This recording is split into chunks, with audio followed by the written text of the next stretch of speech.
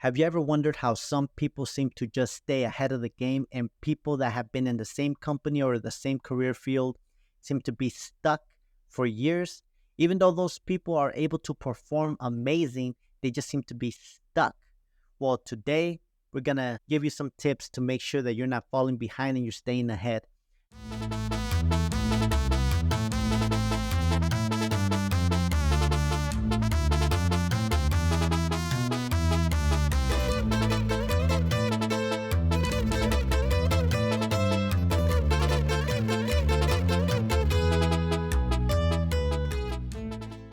So, what's up, everybody? Welcome back to the Solutions Podcast. I'm your host, Ramsey, and based on popular demand, we are making this episode. So, a little backstory on that. I do have the official Solutions Instagram page, which is the Solutions Podcast, or let me take that back. So, I do have the official Solutions page on Instagram, which would be at the.solution.podcast. I say that again is at the.solutions.podcast. Okay. So if you're listening to this episode, please feel free to go follow the page.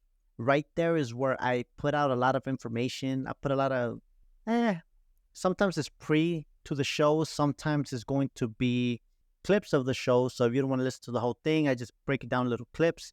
And then sometimes I just get motivated and put additional videos, additional guidance through that page. So go follow it. Again, it's on Instagram, the.solutions.podcast.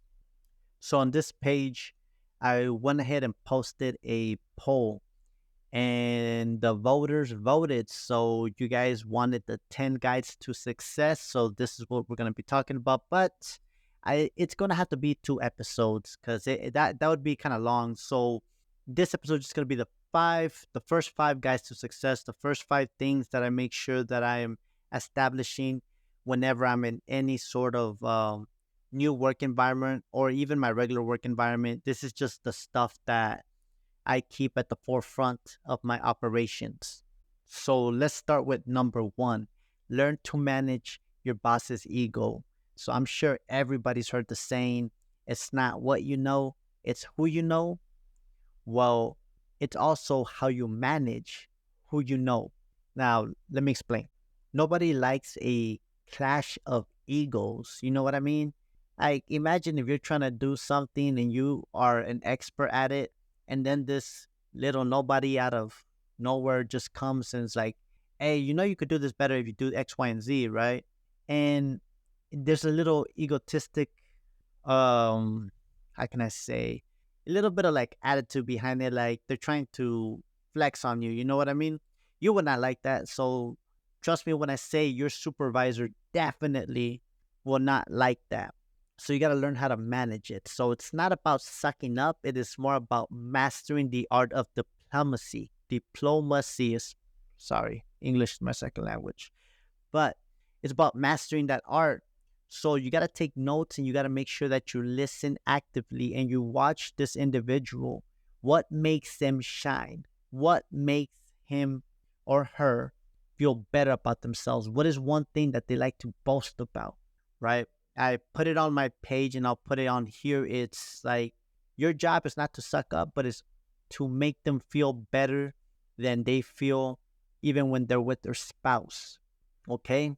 Like, being around you should give them a sense of worth. Being around you should make them happy. And when you know how to manage their ego, when every single time they are doing something that they feel they're good at, and you, how can I say, solidify that thought, when it comes to a promotion, when it comes to a hard duty position, when it comes to a task where they're at the board or they're sitting at the table, they're going to remember your name. They're going to think about you because you bring them joy.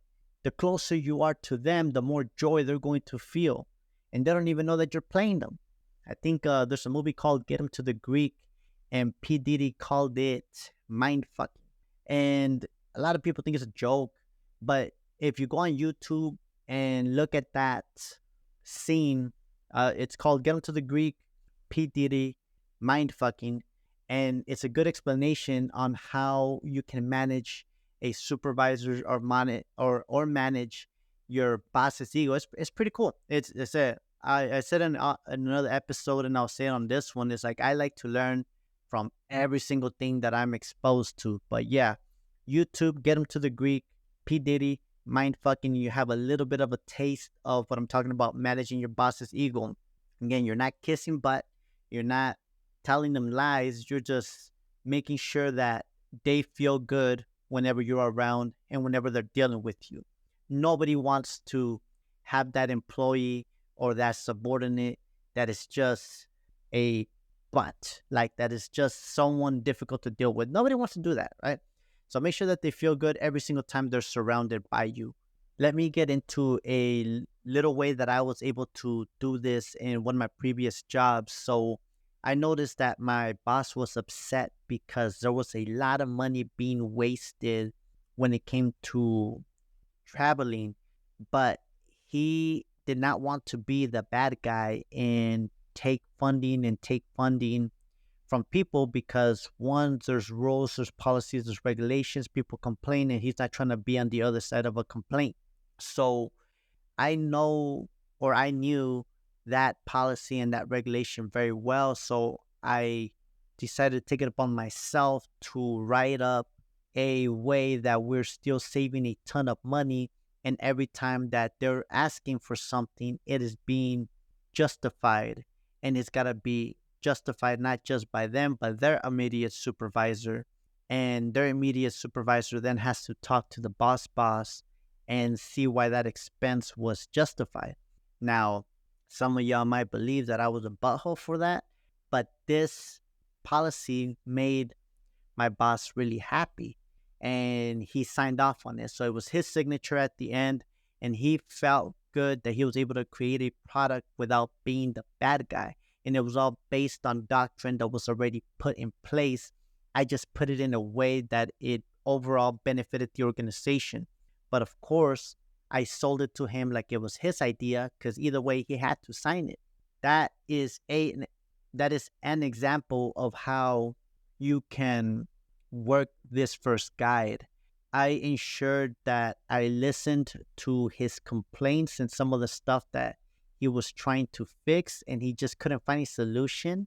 And of course, as the name, this is the solution. No excuses podcast, right? So I just started getting my little hamster wheel spinning and was able to take care of that task for him. And that alone saved the organization a lot of money. It put everything on a step-by-step basis, but I also wrote it in a way that it benefited the traveler as well, to make sure that they're also getting every single penny that they are entitled to. So I worded it in a way that it benefited everybody, but in a way that also saved the organization money, but it was his signature on it. And that got pushed out to multiple companies, and he was able to take the credit for it. And guess what? He never forgot me. And let's just say I got a little further in my career thanks to that situation. So that's an example. Now let's move on to guide number 2. Keep your cards close to your chest. Have a little mystery to you. Have you ever noticed that the most intriguing people are the most successful? Don't put all your secrets and all your plans out there. Keep your cards close to your chest. Maintain control and create that illusion of mystery and keep people guessing. So when you're not putting this information out there, they'll always wonder, wait, how did you just make that happen? That's because they don't know what you were doing in the background. Realistically, most people don't really care what you're doing in the background because everybody likes a champion. Not many people like their story, or not many people want to be part of their story. I've had that experience my whole life. But on the topic of this, right, I actually just came back from a school, and well, whenever I go and meet different people, I always stay quiet. I speak when I need to, and that is it. So while people are sharing their personal lives, their wives, their kids, their fears, their joys, all that stuff, I'm just keeping it professional and keeping it serious and everything, but I do understand the material that's being taught. Now, just because I'm not speaking does not mean that I'm not listening. I am listening to every single person that's speaking. I'm also listening to instruction very, very carefully. But this created a illusion of mystery of me. And there's nothing too mysterious about me. I will talk with the right person or for the right reasons. But this ability to just kind of keep quiet was able to get a lot of people to like me real quick just because they wanted to know about me, even though I didn't share a lot. I did do a little trick though. I did put out a false truth about me just so I could see who I can actually trust, which was kind of weird. It's kind of funny though. So what did I say? I think I said something along the lines that I crossed over the border illegally, and I told them I'm a scratch back, not a wet back, because I went underneath the border, not through the river, right? So, I get a little bit of a laugh. Of course, it's a joke. But I just told that to one person, and I wanted to see how far it would go. And sure enough, before I knew it, somebody said something, then somebody else said something, and somebody else said something. And then eventually it got back to me by one of the other classmates saying, "Hey, how are you here and how do you have a clearance if you don't have papers?" And I'm like, "What would make you say that?" "Oh, well, and that's how I knew that person that I told that information to could not be trusted. But keep it a show. Do not make your career your life. Your work is just work. I used to I used to tell my partner all the time when I was getting out the door, she was giving me her goodbyes. I would put my hat on and literally be like, "It's showtime." And that's it. Go out there, put on a show, be entertaining, keep mystery, keep people guessing, and trust me, that will get you to the next level because people just want to know more. And if they give you more, they feel they're going to get more. And you just give them enough to keep giving you more. You know what I mean? Maybe it sounds deceptive. I say it sounds successful. All right, so moving on to guide number 3 is practice strategic silence. Silence is not always silent. Silence isn't always empty. It can be full of answers, especially your nonverbal cues. In a world where people cannot stop talking, strategic silence is golden. Whether you pause before responding or just choose not to engage in petty workplace politics, silence can speak volumes. Sometimes the most powerful thing you can say is nothing at all. Practice it. Practice it. As you are aware, like I mentioned in my last story, that silence is what got me a lot of attention. But every single time I spoke, it was intriguing to all because I didn't say much. And early on in my career, I'm not gonna lie, if a good friend of mine, shout out to Mr. Italo Granados, he actually pointed it out to me. He's like, "Hey, bro, like," and he was a subordinate to me at the time, but he actually pointed it out to me, and he said, like, "Hey, bro, like, you should really," and that's because he was reading the 48 Laws of Power. So, in a very good book. I'm not gonna say that I don't take that with me. I actually talk to people about it, and I'm like, "Hey, this is the Bible, man." The 48 Laws of Power, very good book by Robert Greene.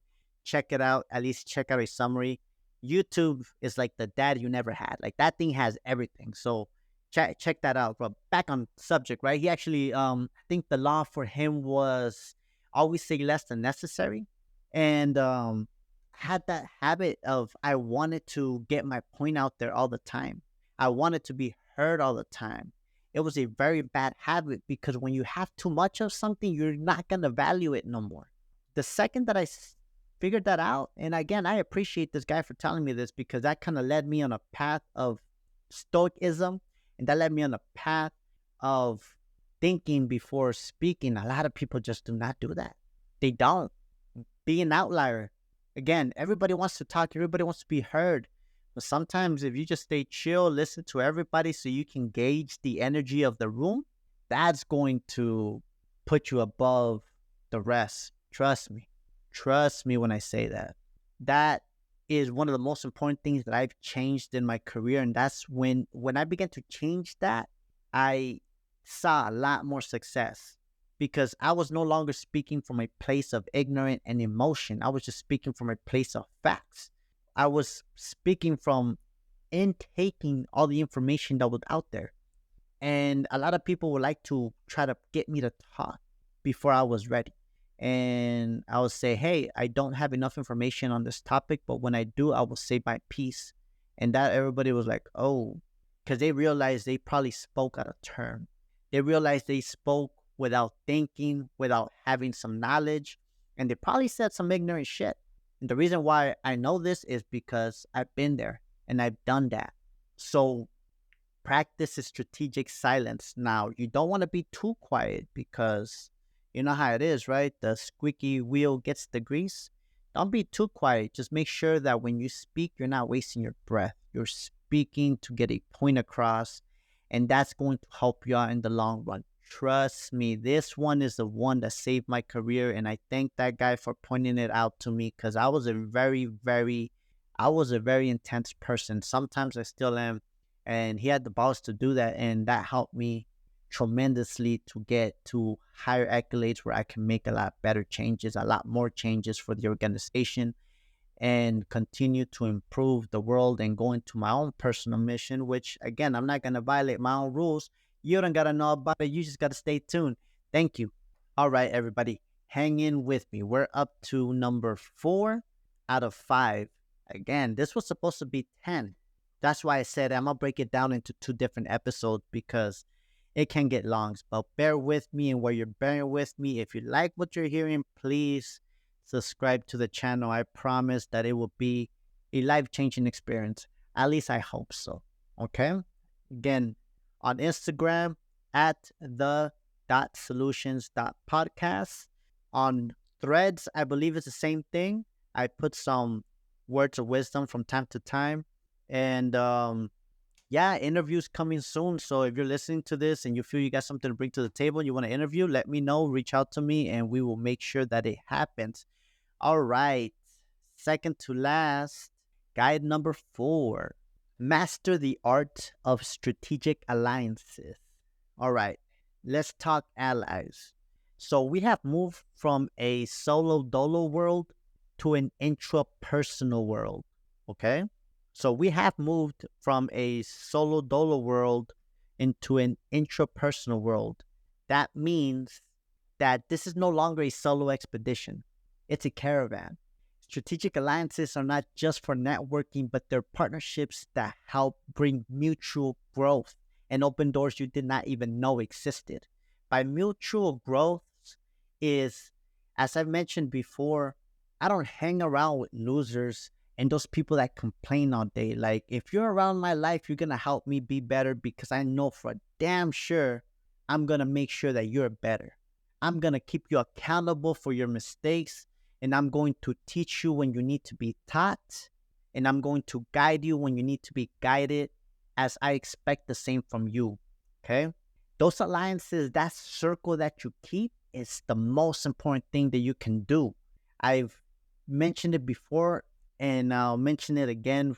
Like, when it comes to alliances, the most important part is who you have at home, right? You invest in yourself, you invest in your spouse, because that person is going to be a direct reflection of you, right? Because if you cannot get it together at home, you're not going to get it together everywhere else, right? But that person's got to be a hell of a fucking teammate in order for you to be successful. And then from then, you build your circle outside of that for when it comes to work. But the reason why I bring up the home is because if that person is not on board, you guys ain't going to get nowhere. You're not going to get anywhere.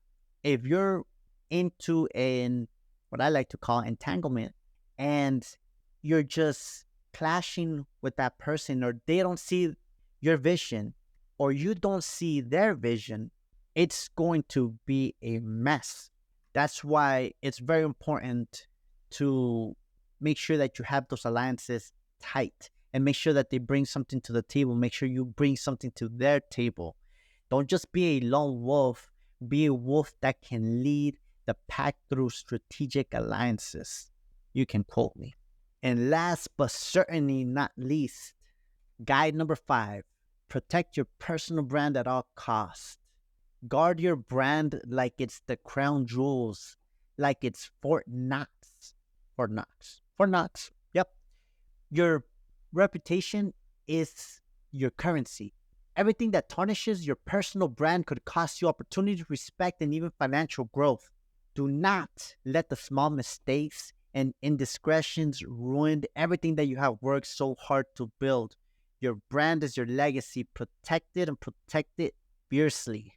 One of my, I would like to say he's my good friends. If not, he's definitely a good alliance.